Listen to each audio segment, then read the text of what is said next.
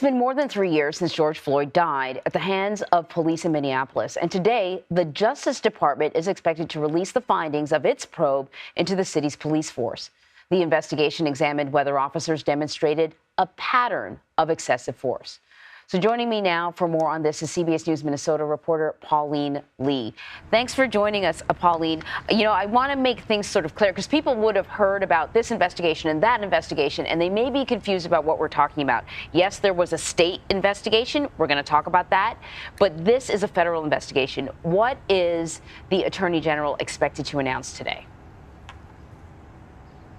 Yeah, you're right, Anne-Marie. So this is 2 years in the making. This was actually announced the day after former Minneapolis police officer Derek Chauvin was convicted in the murder of George Floyd. So this is the federal government. This is the Department of Justice looking into a deep dive into the Minneapolis Police Department. How do they conduct their policing? And do they have a history of racial discrimination? And what we're expecting to hear today is, yes, they do have a history of racial discrimination in their policing, as well as the practices and the training and the disciplines. So they do have a history that's expected to be heard violating people's civil rights, especially people of color. Now, they're also expected to announce a consent decree, which is a fancy term for essentially a legal binding contract, if you will, between the federal government and the Minneapolis Police Department. So essentially, this is a really detailed, lengthy roadmap to police reform. So how are they going to conduct their policing?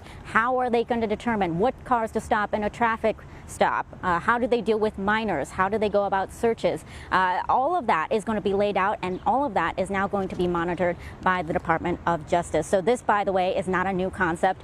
About 17 other cities across the country are operating under a consent decree. So you've got bigger cities like Detroit. You've also got smaller ones like Ferguson, Missouri, and Minneapolis expected to be number 18, the city with a new consent decree expected today.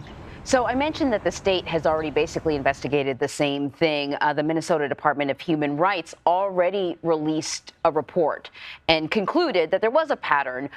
So can we talk a little bit about what that department's conclusion was and what sort of changes the police department has already made? Sure. So that investigation started in June of 2020. So those findings were actually just released just a couple of months ago. So some of the key findings that we found in that report: 14 people Minneapolis police have killed since 2010.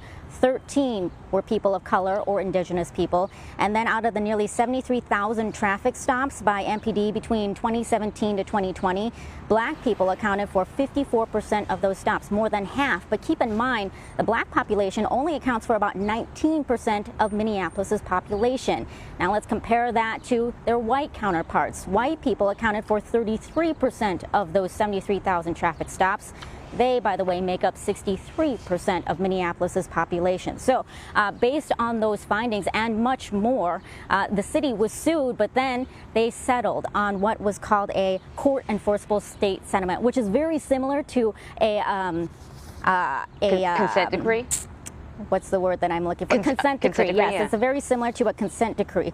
Yes, and so essentially this was a 144-page document that laid out all the changes that need to be happening within the Minneapolis Police Department. So a same concept, but enforceable by court order. And this is essentially a huge overhaul of the Minneapolis Police Department. We're talking about tens of millions of dollars that's costing the city as well as taxpayers to do it. That's what I was thinking. It's going to cost an awful lot of money. It certainly costs some of these other cities that you mentioned a lot of money.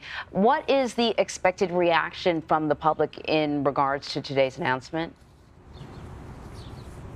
You know, I don't think that it's going to be much of a surprise, given that Minneapolis went through a similar investigation, right? So at that time, when those details were released, we heard from the mayor as well as the police chief, our new police chief, by the way, who was just sworn in last November.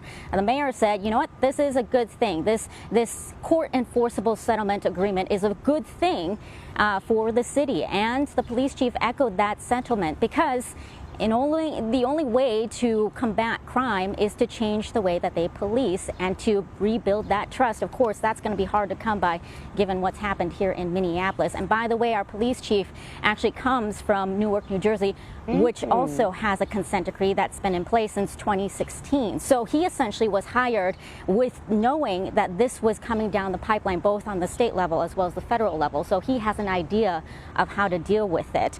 And so that is also an interesting point to take away. Also, activist groups here, we mentioned the Communities United Against Police Brutality. They helped the DOJ gather thousands of testimonies for them to consider. They too are not surprised, obviously. And we also heard from the aunt of George Floyd after the findings came out from the state investigation. She said, you know what, now we have proof.